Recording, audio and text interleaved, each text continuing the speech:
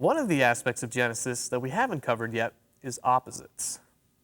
Genesis is full of pairs of opposites. So what does that have to do with you? You'll find out.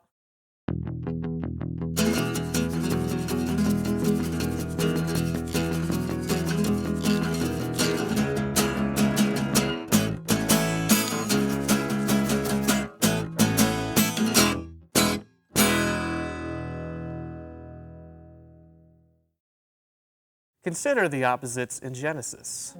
Light and darkness, male and female, Esau and Jacob. They're opposites in everything from their appearances to their occupations. Other characters form pairs of opposites too, like Jacob's wives Rachel and Leah, who struggle against each other for Jacob's affections.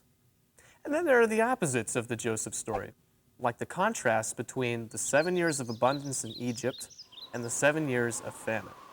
So you're probably still asking yourself the question, yeah, what does this have to do with me? Actually, it's pretty cool. Remember how the book of Genesis is also a book about promises? Well, here's one promise.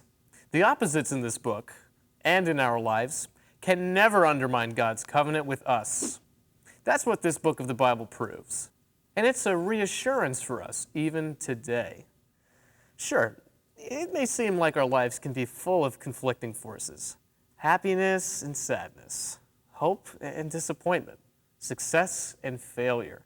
But God's promise of good for us, God's promise of blessings, stands forever, just as it did for the patriarchs.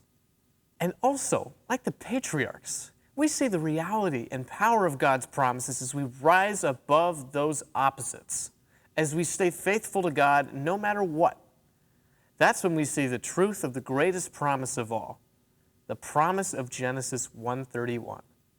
And God saw everything that he had made, and behold, it was very good.